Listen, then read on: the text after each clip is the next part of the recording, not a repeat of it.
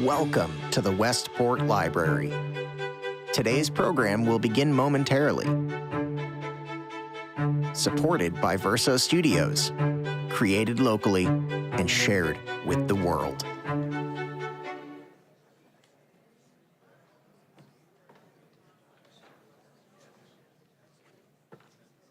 Good evening, everyone. You guys are out there, right? How's everyone doing tonight? Okay, there we go. Beautiful night. It's starting to feel like spring. I'm Bill Harmer, Executive Director of the Westport Library, and it gives me great pleasure to welcome you for what's going to be a really great and extraordinary evening. Tonight we celebrate an exciting new chapter, the transformation of the Malloy Lecture in the Arts into the Susan Malloy Fund for the Arts. We can clap for that. This evolution marks a meaningful shift in how we support and sustain the arts in our community, expanding on the remarkable legacy to bring even more opportunities for artistic engagement to our community. I'm thrilled to be here with you and share what's ahead and what we've got in store for the future. First, I'd like to take a moment, though, to acknowledge the incredible legacy of the Malloy Lecture of the Arts. It has been a hallmark of the library now for over 2 decades. It was established in 2002 through the generosity of Westport artist Susan Malloy and with critical support from David Rubenstein. I hope David is here tonight. David, are you here? Oh, that's a shame.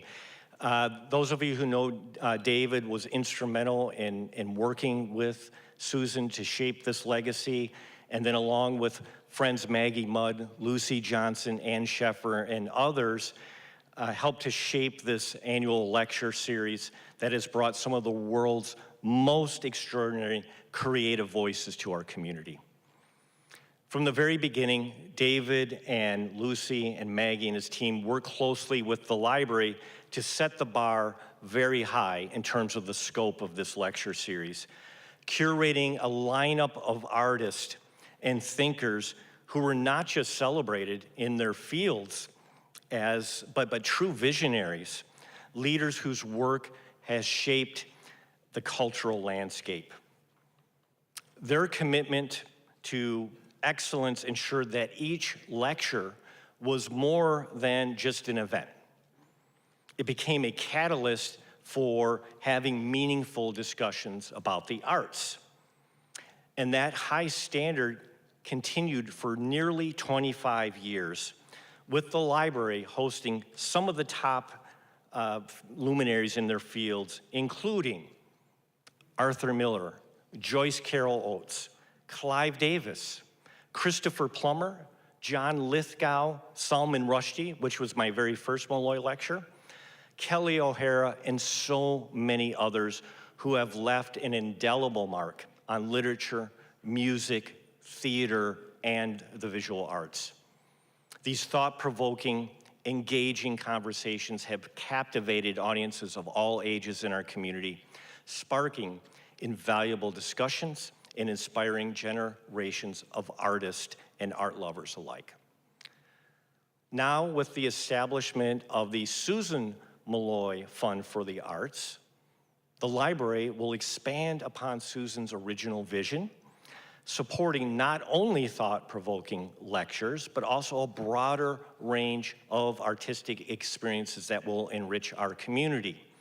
These will include art exhibits, artist talks, workshops, performances, and other interactive opportunities for the members of the public to engage with the arts.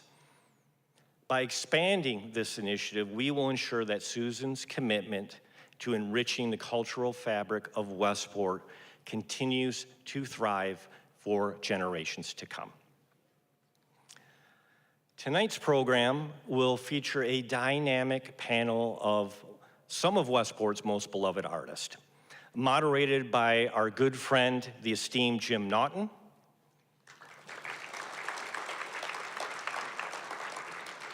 our panelist, Miggs Burroughs,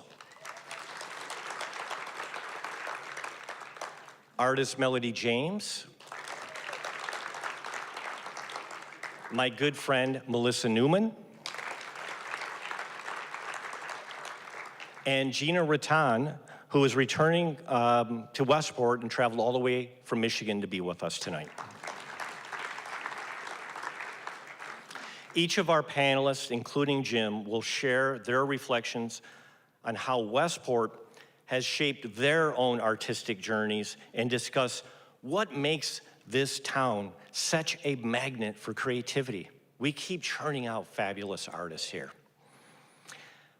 Now, I'm especially pleased to introduce a very special person tonight, Ann Sheffer.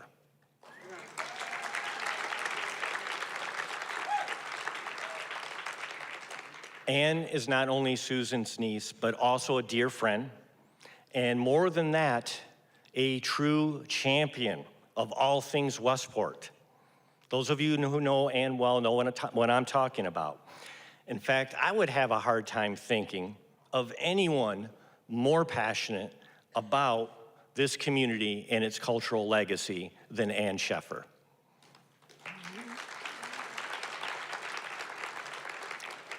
Her deep-rooted connection to Westport runs through generations.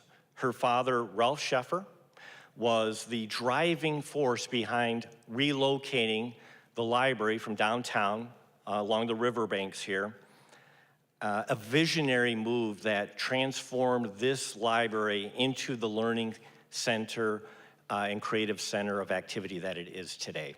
And so we owe Ann and her family a huge debt of gratitude, not only for their past contributions, but for Ann's continued dedication to ensuring that the arts remain a fabric and essential part of Westport's identity, just like her aunt Susan would have wished. Ann, the podium is yours.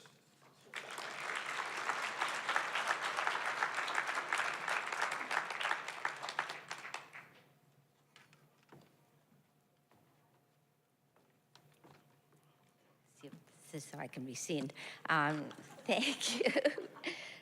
It's true, my family really has libraries in their blood. My grandfather came from Ukraine in 1884, grew up on the Lower East Side of New York, dropped out of school after the 8th grade, and somehow he developed this incredible love of books. And through his life, he would buy up people's libraries or estate sales and give them to other libraries. And it just, libraries has just always been. I've got one daughter who's a librarian, and this library has been so amazing. But first I thought I'd tell you something about my Aunt Susan, for those of you who don't know her. So Susan was my mother's younger sister. My grandparents lived in New York, but bought a house in Westport in about 1935, and they started to come up for the summers. At a certain point, they decided it would be nice to have a painting done of their house. So they asked a guy who lived down the road, who happened to be George Hand Wright. And this is my grandparents. My grandmother was a big gardener, but he was one of the leaders of what became the Westport Art Colony. So we have this to remember. So Susan and her siblings spent every summer in Westport doing just what we did in Westport growing up.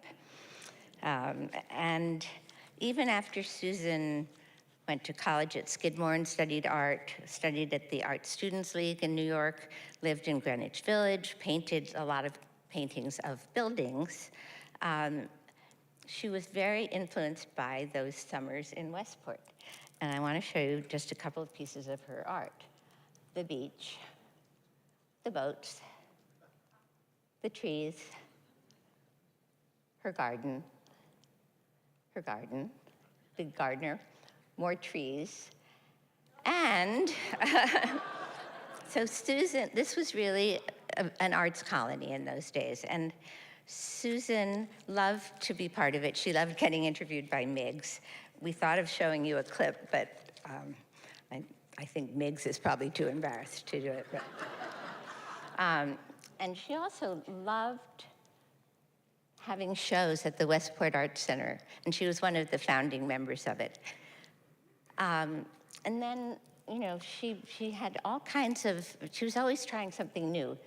She wrote poetry and made a cover for the booklet.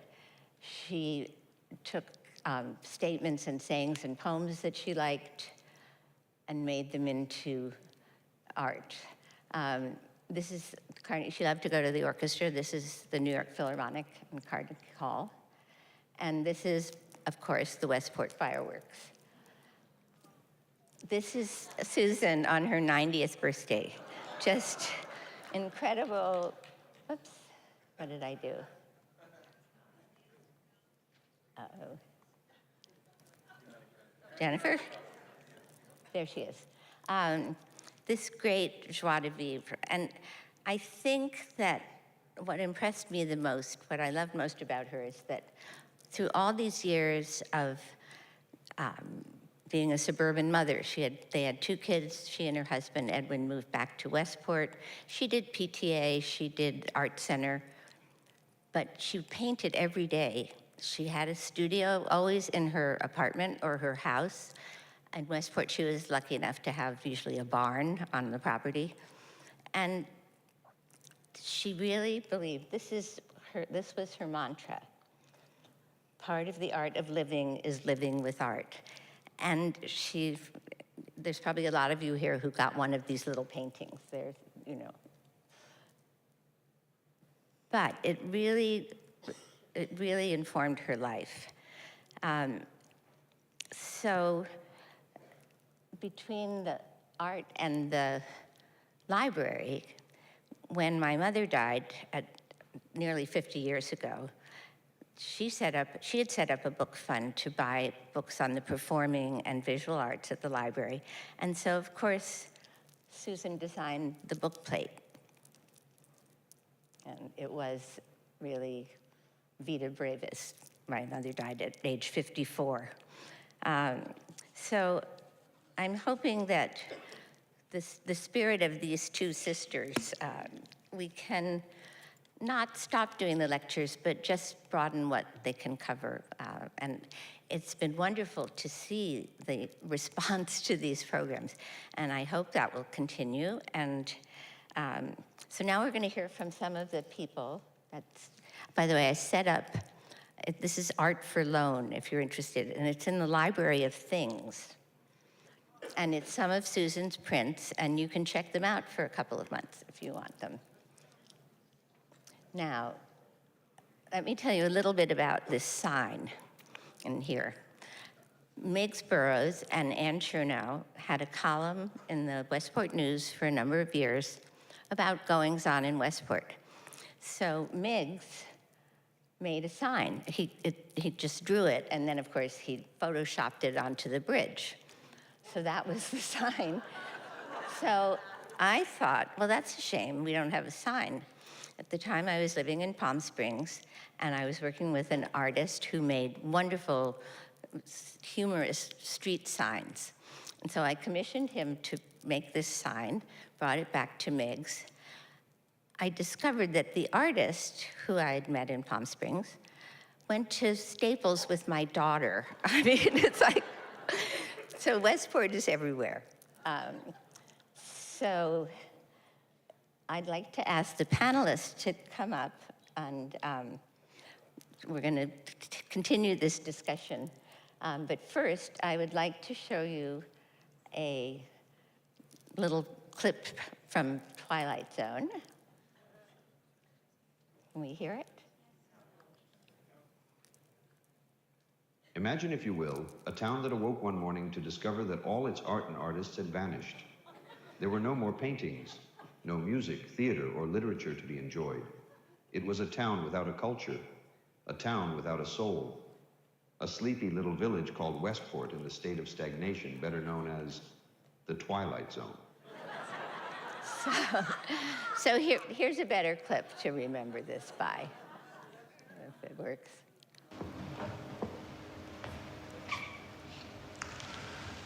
This play is called Our Town. It was written by Thornton Wilder and is being produced here by the Westport Country Playhouse. So I'd like to ask the panel to come up and talk about our Art Town.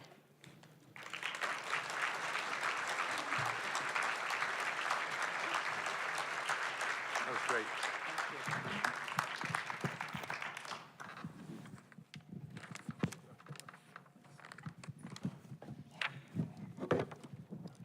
Good evening. I'm Jim Naughton. Hi. What are all your names?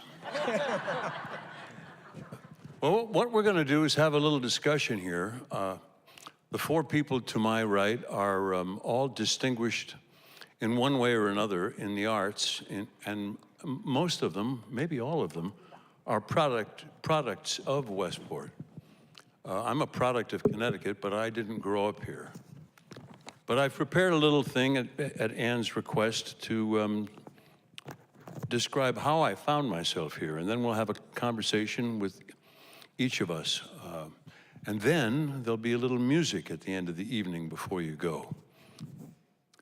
So here we are from me. In the 1970s, I found myself in LA doing TV series, and it was killing my soul. I was a Connecticut native, and up to that point, I'd sustained myself working in the theater. I saw an article in a magazine, Red Book or some such, entitled The Newmans of Westport. And a year later, in 1976, we moved here to Weston from LA. We bought an old 1790s house out there where I still live, and have worked mostly on and off Broadway with occasional forays out to other towns and states and countries to make a movie or a TV show. I did a production of Tennessee Williams' masterpiece, The Glass Menagerie, at the Williamstown Theater Festival in 1984 or 5. Joanne Woodward was cast to play the matriarch, Amanda Wingfield, and Karen Allen played Laura. I was her gentleman caller. The gentleman caller doesn't appear until the second half of the play, the first part laying the groundwork for his arrival as Laura's big date. When she can't handle the pressure, she retreats, and her mother, Amanda, takes over entertaining their guest. Amanda pulls out all the stops, regaling Mr. O'Connor with her tales of jonquils and summer evenings when, as a young belle, she entertained her gentlemen callers. Our scene together was played on a chaise, and Joanne, having been a real Southern belle from Georgia, was born to play that scene. Gentleman Jim O'Connor didn't have much to say, but that didn't mean that there wasn't a lot of communication between the two actors. When I saw Joanne add an embellishment to a line, something that I hadn't seen her do before, I'd raise an eyebrow or two. And maybe I'd raise an eyebrow or give a little nod. Oh, that was a good one. And she would giggle or laugh, and it would push her to go a little bit further. It was thoroughly delightful to play. They call the actors the players. You've heard that expression, the players. And I've always thought that when we're at our best, we are able to play with each other, the way good jazz players play. On our closing night, I walked into the theater feeling badly that it would all be over, when Joanne grabbed me and pulled me into a corner and said, "We're gonna make a movie of this, and Paul's gonna direct it. You wanna be in it?" Well, sometimes the gods shine on you. We made the film, we took it to the Cannes Film Festival together. We became close friends for the next 25 years. Paul and I went deep sea fishing down south, played badminton at the old Y in Westport, went to the races all over the country, shot pool, and drank a few beers together. Then one night, after 9/11, Joanne, who'd become the artistic director of the Westport Playhouse, called to say that she wanted to produce Thornton Wilder's Our Town. and that Paul wanted to play the stage manager. This was big news because she and I had been after him to do something on the theater for 15 or 20 years before that. And he'd always say, no, I couldn't do that. Couldn't remember it, couldn't memorize the lines. Well, Paul did decide he wanted to play the stage manager. And they wondered if I'd like to direct it. We did it at the Playhouse. We took it for a limited run to Broadway, and then we shot it for Masterpiece Theater on television. That's what that clip was from.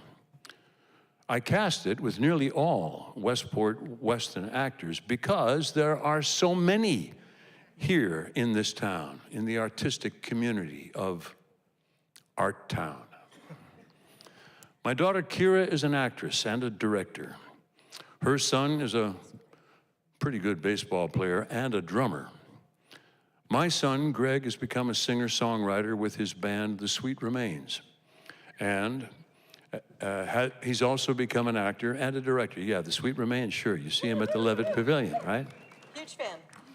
His wife, Kelly O'Hara, is a perennial star on Broadway at the Metropolitan Opera and on TV. Their children are a musician and an actress. I've often thought of the trip that I have taken from that day in California in the 1970s when I saw that magazine cover, when I saw that article about the Newman family of Westport, and what a tremendous impact it has had on the artistic trajectory of my family's life. And so it's a real pleasure to be here tonight to celebrate with you all the importance of the arts in Art Town.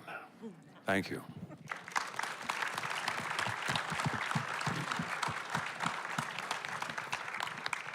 And so now I want to introduce, he needs no introduction, he is the epitome of the arts in Art Town. Miggs and his family before him were artists of all kinds. I mean, Miggs has done, he's designed stamps for the US government, Time magazine covers, I mean, multiples of these things. And we all know his work, and we get to see it walking to the train station and walking. It's really been extraordinary. And through the little alleyway, what do you call that alleyway? Miggs's alleyway? Yeah. I'll take it. Anyway, Miggs, I want you to just tell us about your career, your life, where you came from. Your father was an artist as well. Is that right? An illustrator? Right. Excuse me. Yeah, he was part of the... But I also want you to include, before I give you the floor, the little story I heard about when you were a kid and your dad asked you to become a model. Okay. Okay? Okay. Miggs Burroughs, ladies and gentlemen. First, I want to give a quick shout out to Keith Richards for being our opening act. It was yesterday, but I consider it an opening act. But actually, it was a shining example preceding this of, the power of the arts. And what came across was a shining example of the enriched oxygen that this community and the library gives to the creative community that draws people here. And it drew my father here in 1950. And he was an illustrator, and there was a big wave because of the advertising business blossoming in New York. So a lot of artists came here to serve the advertising business, the TV business, magazines. And so he was, and in 1955, he was the president of the Westport Artists Club, which was the predecessor to a lot of subsequent organizations, like the one I helped found 70 years later called the Artists Collective of Westport, which Melinda is a member, Steve Parton's a member, and Norm, and a lot of people here.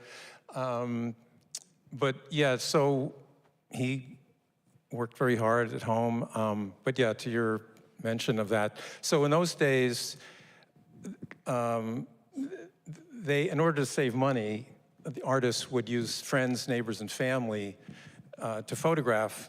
So if my father had to photograph a guy out in the woods smoking a pipe, wearing a Van Heusen shirt and his foot up on a thing, he would ask a neighbor to do it and pose, and he had a Polaroid camera at that time, one of the earliest ones. So one day he said, I need you, to pose for me for this ad. And I go, okay, you know, I'm 10 years old, I think. And I said, what do I have to do? And he says, you have to get in your underpants. And, you know, at that age, you don't want anybody to see you in your underpants ever. Now I would pay people to see me in my underpants, but, and even that wouldn't work. But, so he did it, and I was really nervous. And he said, don't worry, nobody will know it's you. So in those days, it took months for a thing to come out, and I don't know what magazine it was in. It might have been Ladies' Home Journal or it was an editorial. And all he did was make my hair blonde. And every kid when I went to school, and that's what I heard for the next couple of weeks was, we saw you in your underpants. No, yeah. Nobody else has a story like that, I bet you. You want to say any more? Oh, well, just that the artist flourished, you know, and people ask, I don't think a week goes by somebody doesn't ask me, like, you know, I heard that Westport used to be an artist community, as if, and I think the difference is maybe, you know, there's the famous artist school, so people are looking for famous artists and maybe there's not the name value, even though there should be, because there's a lot of great, accomplished artists here, but the fame value maybe is not so great as the famous artist school, so they think it doesn't exist. I think it's more vibrant than ever. As you can see, the slides going by, there's website homepages and organizations that all these are, you know, a product of the arts here, and I think it's richer than ever. This didn't exist in the 1950s or 60s, so it's great. And the library has a great hand in this because they are the cultural center. Thanks, Miggs.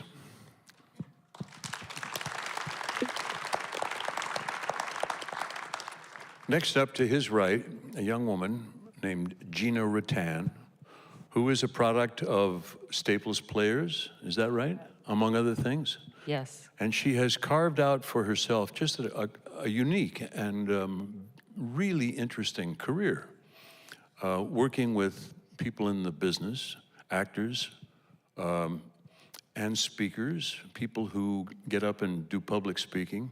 Why don't you tell us what you have wrought and how it came to be? Thank you, Jim, for that lovely introduction. Thanks so much for having a newbie on the panel. It's been a long time since I've been called a young woman. I find myself very flattered. So thank you. Own it. Hi, I'm Gina. I grew up in Westport, and my parents still live here. And I live in Pelham, New York, so close, but closer to the city. And I have a 2- and 4-year-old. So we were in the city for many years and then came back out to the suburbs. And part of why we moved back to the burbs was because I grew up in Westport. And I was like, no, it's great. The suburbs can be cool. So tell your friends and children the suburbs can be cool. So I went to nursery school here at the Nature Center, which is now called Earth Place, and one of my nursery school teachers is here. Hi, Mrs. Pizarro. Yep, that's Mrs. Pizarro. So my night is made. So I went there, I went to Long Lots, Coleytown, and then Staples High School. And from Staples, I went to the University of Michigan, and I studied theater directing. I have a BFA in theater directing from Michigan, and then, of course, moved back to the city and worked on a handful of Broadway shows for about 15 years. But it was really, you know, it's always interesting. I can't think of myself outside of the context of where I came from because it was such a huge part of what gave me, particularly as a young woman, at the time when I was much younger, sure footing. I was able to have a lot of responsibility in certainly the school system, which is my primary engagement with the arts in Westport, doing plays in Coleytown, doing Staples Players. I also danced a bunch at ballet at the Westport Art Center when it was where Saugatuck Elementary School is now. Shout out to Miss Caroline. She was always very patient with me. I'm not a left turner. Right was fine. Left, we really couldn't do a left. She was very kind. But thankfully I moved into theater because dance really wasn't my thing. And thankfully the theater kind of structure in Staples is what it is because there's opportunity for all different kinds of artists.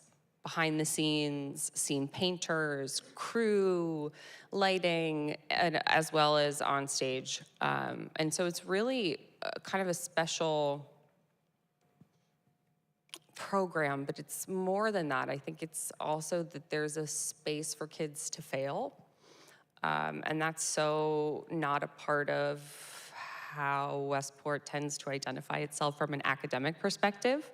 And certainly I was the same way. It's like if I didn't get an A, it was a self-inflicted just terror. Absolute terror. In any case, I got all A's, so we didn't have to worry. Just kidding, I didn't get all A's. Good thing only my nursery school teacher is here because she can't corroborate what grades I got. In any case, but that's a really important part of arts and making art is being able to fail, being able to experiment, being able to test ideas. And theater really does that in a super tangible way. Now more than ever, I find it to be incredibly important for young people in particular because you can't do theater with a screen in front of your face. It's just not gonna happen. That's not theater, it's something else.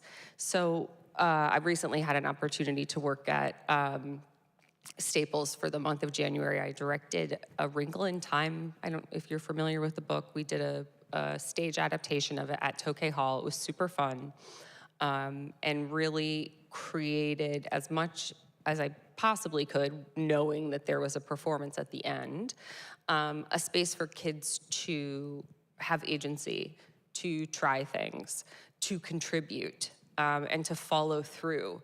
All of those things in a very tangible way are what you get from working in the theater, and they carry through whatever career. If you end up working on Broadway like me, if you end up being a banker, a teacher, a lawyer, whatever, being able to say, oh, I'm responsible for this, and everyone's gonna be waiting for me to put this chair on stage and then make sure it's in the right spot over and over and over again.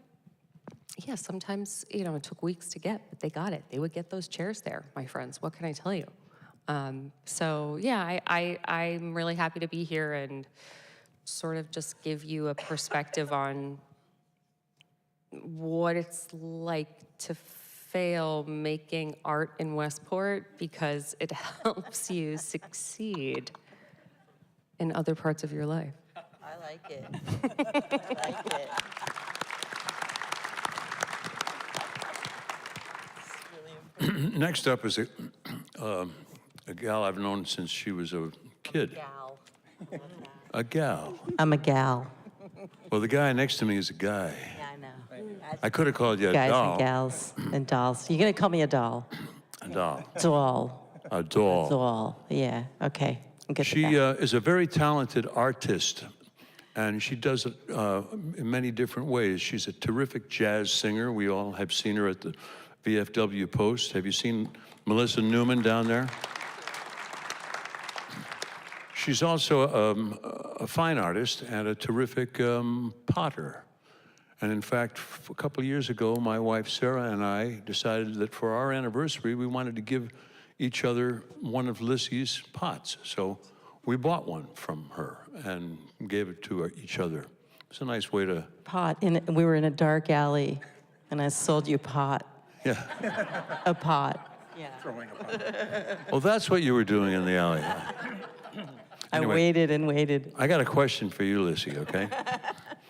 And the question is, being the daughter of two, relatively well-known actors, I wondered if you'd ever felt any pressure to come into the business. Oh, God. People, that's the thing.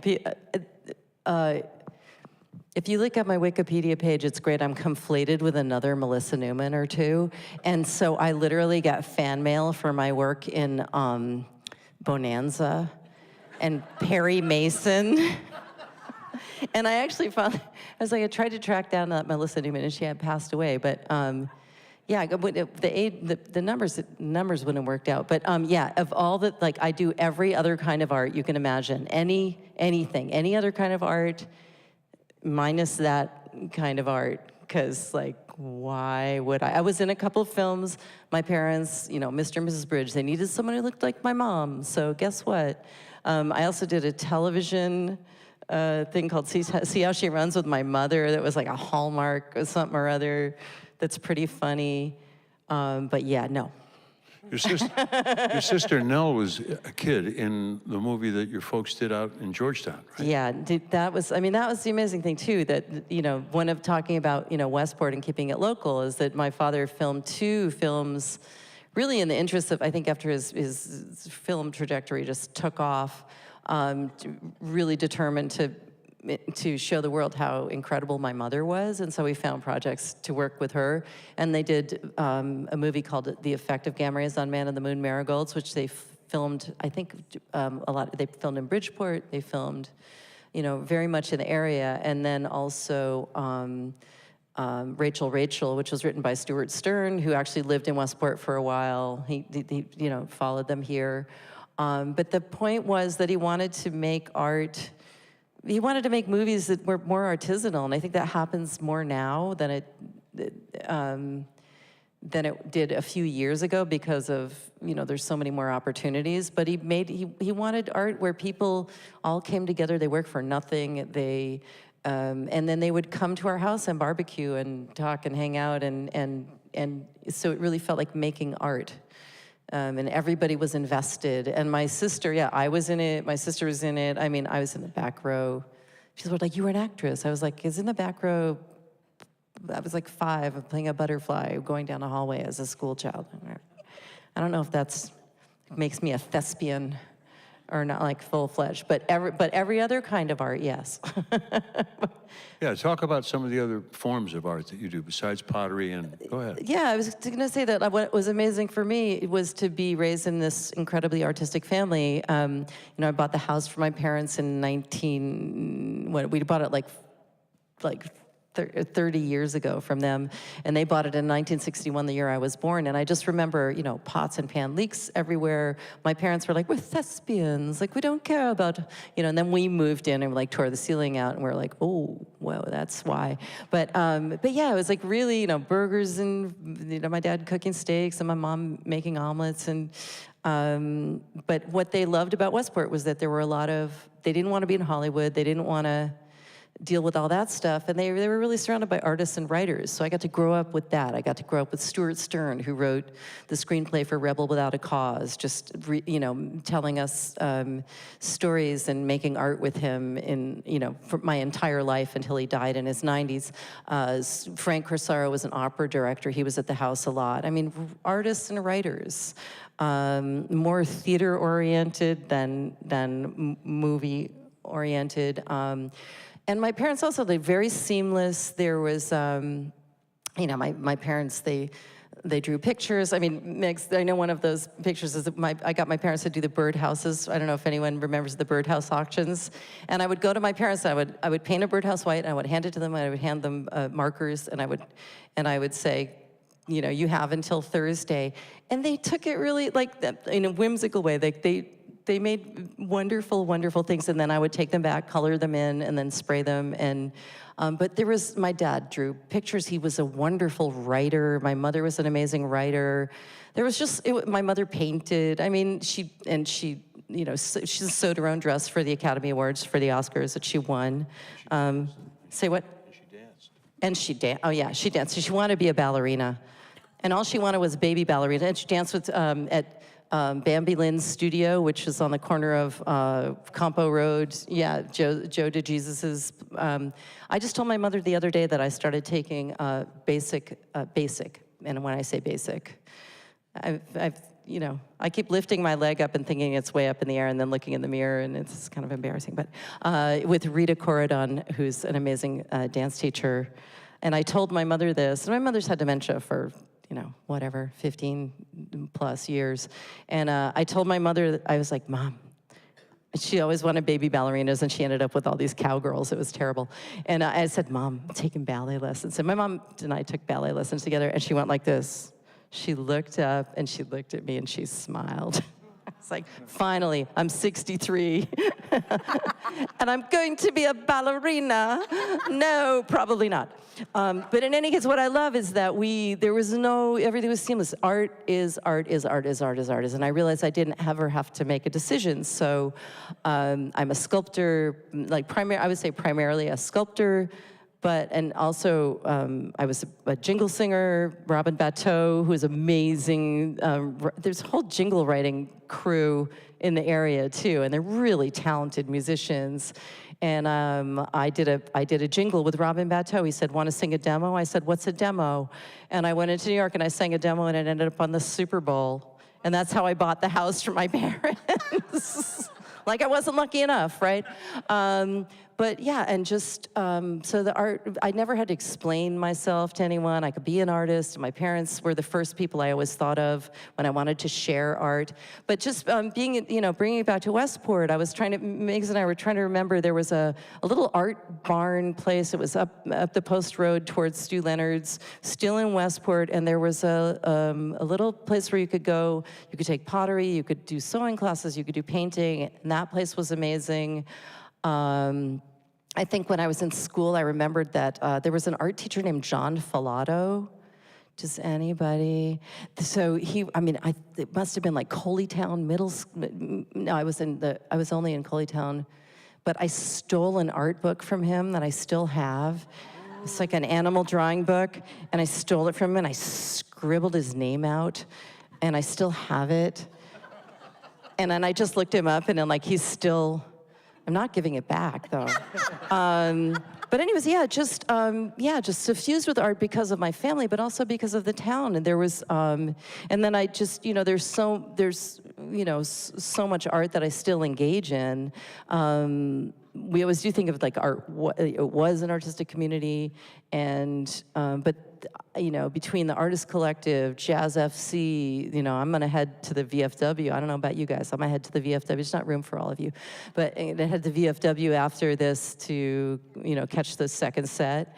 And if you haven't, it's amazing. And anyways, so there's a whole bunch of places I want to mention. But okay. Thank you, Melissa Newman.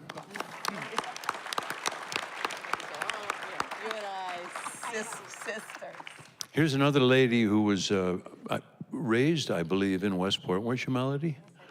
Melody James, her father was a producer. She comes from Westport. She's made a life in the theater. And you can talk about that and about the business and how you fit into the business. But I do want you at some point to discuss with us a little bit of your experience in the circus. Okay? Go ahead, Melody James. You ran away from me. Hi, I'm Melody James, and I'm a theater professional, a writer, an educator, and an advocate. And my family came to Westport in 1948, 77 years ago. My dad became a two-time Tony-winning producer, Man of La Mancha, Hallelujah Baby, and he produced Coleytown Capers, which was a town-wide variety show recruiting talent from Westport, Weston, New York City, and put on a show that anybody who was there well remembers. And both my parents were active in Westport arts, schools, and community. I was active in the Staples Players. I got to play a formative role, Mad Woman of Chaillot, where she gets to send the billionaires to the sewer. And the sewer man is here in the audience. I was also active in all the music programs and the student government. So, to use Rod Serling, imagine, if you will, wide open space, farms yielding to suburban houses, one phone for an entire family, one bathroom for 5 when you're all trying to get to the school bus and the commuter train. Kids on bikes, forests, fields, Foursquare, dodgeball, and parents telling you, come home when it's dark. So I grew up in a time when parenting might be called benign neglect. The work of my childhood was imaginative play. Art and artists were all around us, as Melissa just said. Not just the finished product, but adults and the kids in all the programs we had, but the adults in process and revising and you know, they were around the table. They were at the Campo Beach picnics. They were just around, and the kids absorbed what they did. So when I was asked to be on the panel, the first word that came to my mind was osmosis, a science term I learned in school here. But the expansion, the soaking in, the retaining your own membrane, but expansion. My quick takeaways, watching my dad produce the Coleytown Capers, and I caught a glimpse of him behind the stage in those overhead lights, pulling the curtain. And of course, I was like everybody else who wanted my mom to be one of the moms in the can-can line with the great legs. My mom was running the publicity. But producing, I realized, is in my blood. Watching my father pull that curtain, I realized a producer, overview, big ideas, pulling people together. The whole fabric matters. Let others shine. Put on an entertaining show that's alive, in the moment. Creativity in its time, and no role is too small. So I watched successes and failures, as Gina was saying, vibrant frisson of those interactions of success and aiming for it, and then revising it and cutting it and throwing it away. I watched careers as life are not straight lines. I have always entertained curves and messiness. Ask my husband about our garage. But messiness before there was MapQuest. How do you get to where you want to go? Mostly you get back on the horse. My historic moment that shapes me, my art, I grew up in a time where my dad produced Odetta, Miriam Makeba coming to town. Paul Robeson came to town, Marilyn Monroe, Lucy and Desi, Leonard Bernstein, James Baldwin, and my God, my heartthrob, Paul Newman. You'd bump into him downtown or at Purple Feet. And I also grew up in a time when there was one black student in my class. Tracy Sugarman, there was a slide, one slide of his book, Strangers at the Gate. Tracy Sugarman was the dad of one of my best friends. And he took his artistic mind and skills to Mississippi during the Mississippi summer and voter registration efforts. He brought the civil rights movement home, back home, not only to the world and museums, but back home to Westport. A quick story, Craig Matheson and Steve Gilbert, who are the teachers and the first directors of the Staples Players, which my dad had helped found as one of the parents. Craig Matheson signed my yearbook. Melody, I hope you marry presidential timber. We need you in the White House.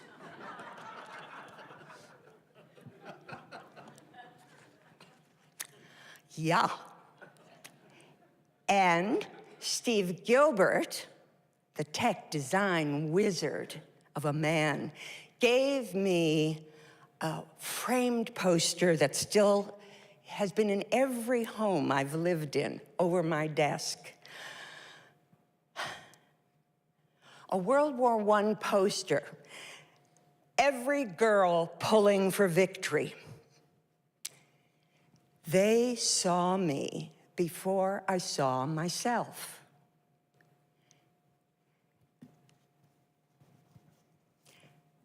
I already had a sense of mission.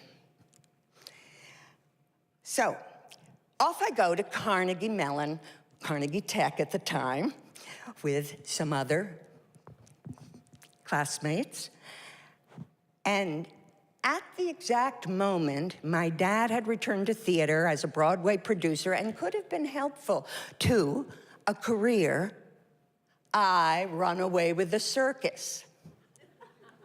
I run away with the circus of my times and literally to the San Francisco Mime Troupe, an organization still in existence that began by taking commedia dell'arte, a 15th century marketplace form of bawdy humor and skewering satire, out into the parks, taking theater out to where the people were, and performing and collecting money after the show. What a novel idea. And it morphed, it changed, it used popular forms, and at one point, an 18-year-old guy named Larry Pizzoni came to teach us, to join, and teach us circus skills. So I literally learned to juggle, to tightrope walk, trapeze, and acrobatics and tumble. So I literally know whose shoulders I stand on. The metaphor that life is juggling and life is a tight wire. And if you fall, you get back up. They were in my very being.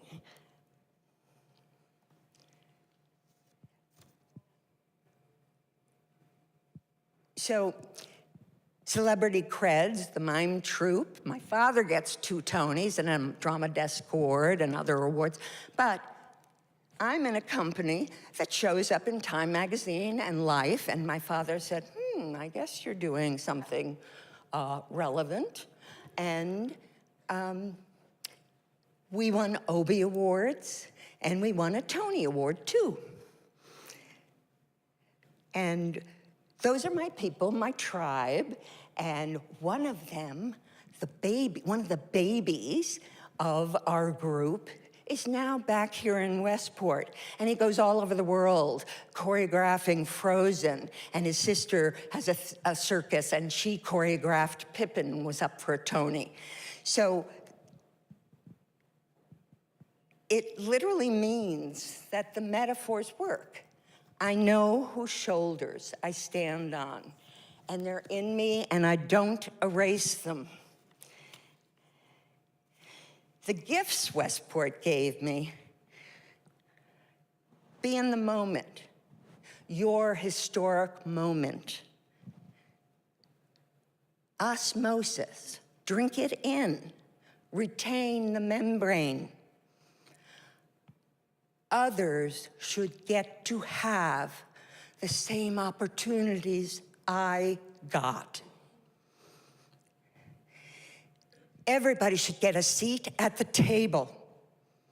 Fight for what you believe in. Do the best show you can. So my heart makes the art. My mission, I've realized my whole life, it's been about access and making that table longer.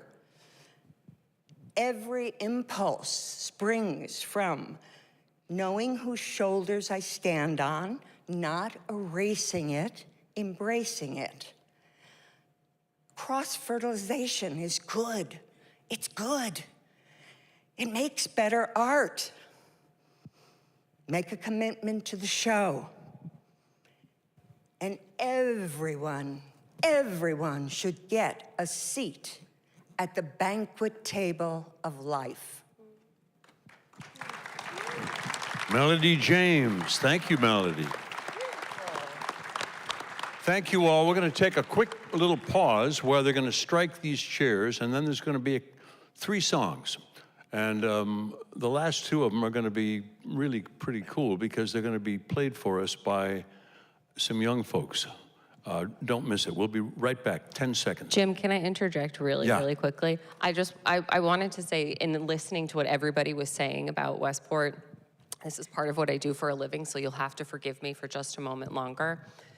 If we zoom out or look at it really from a bird's eye view, what we're discussing here tonight is a community that is really into being a community. Nobody lives in Westport and just goes, oh yeah, this is the town I live in. I tell people I'm from Westport and I live in Westchester, right? So they're like, oh yeah, there's like great shopping there. I'm like, yeah, okay. But that's not what it's about for me at all. And that's not what it's about for anyone in this room, and that's not what it's about for the people sitting on this stage. And I think that's just a really important thing to carry through, and something that art uniquely does because of all of the little spaces around it. The dinners afterward, going, to chat about something at a coffee shop, seeing something and having a discussion, right?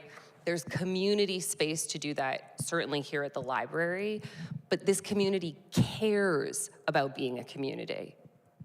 This community cares about being a community in person. People to people, in front of each other, breathing the same air, people. And that impact is lasting, right?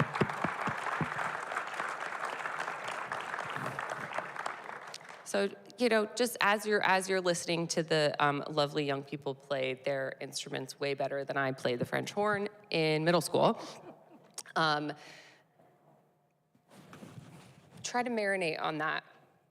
Really, really savor the community that you participate in, the arts that you foster, even by just being a person who is obsessed with being a great community.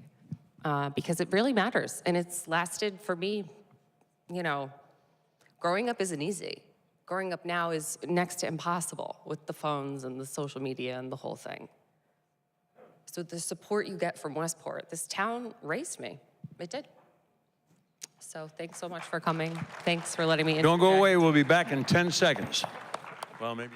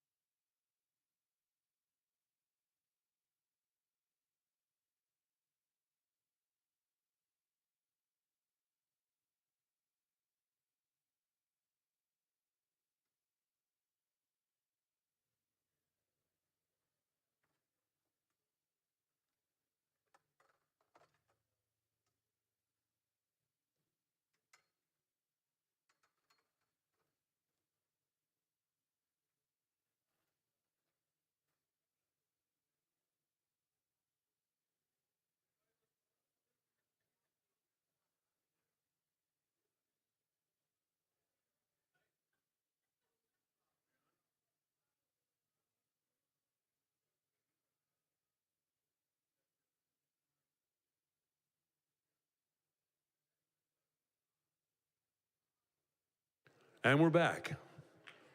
That wasn't too bad, was it?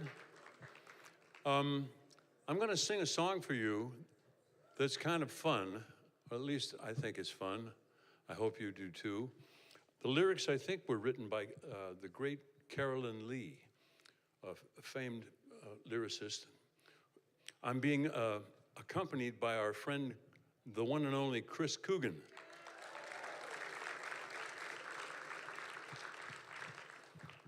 All right, now, hang on a second, we got a lot of words.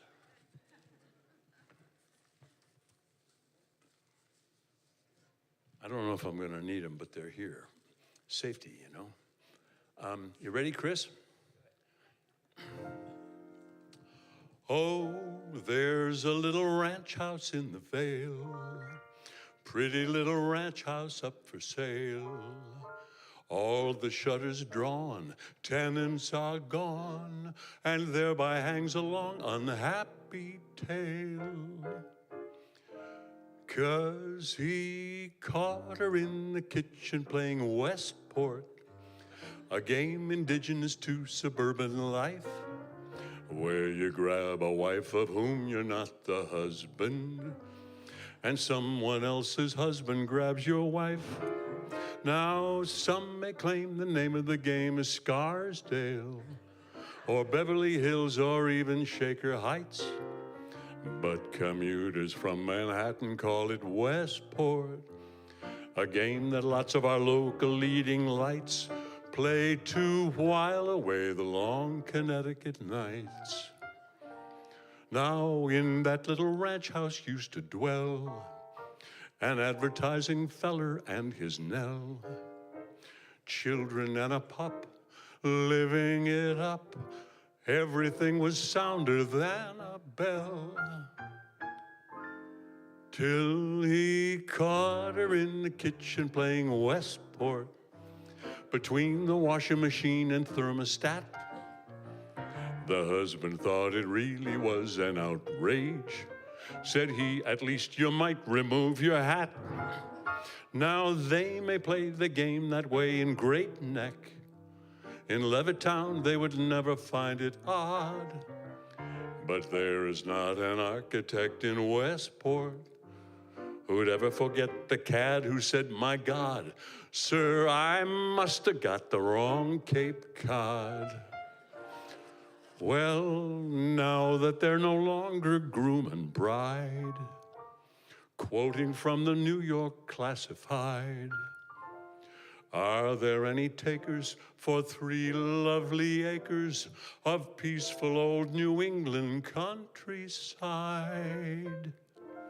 'Cause he caught her in the kitchen playing Westport, which ordinarily might be cause for gloom.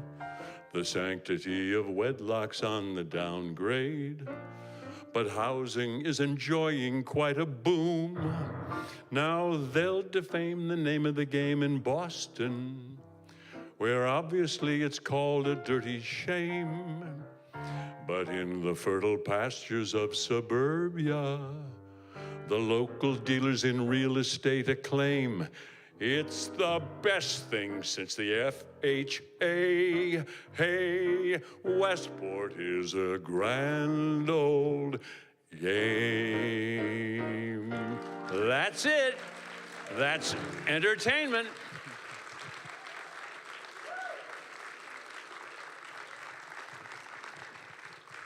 Fun little tune, huh? Now, it gives me great pleasure to introduce the young gentleman coming up onto the stage. That's Owen, he's my grandson. We've got Zach and Ethan and Sam. Yeah, okay.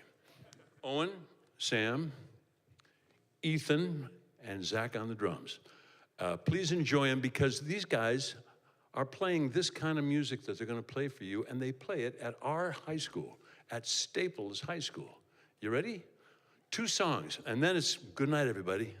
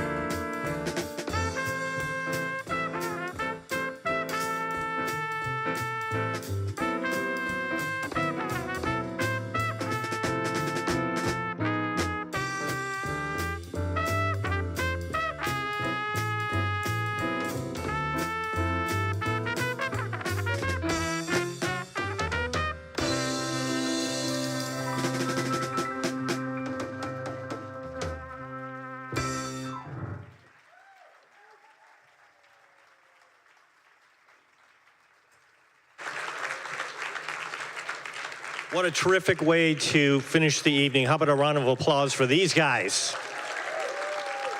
Awesome job, guys. Thank you all for coming out tonight and for your continued support of the Malloy Lecture and the Westport Library. Have a great night, everyone.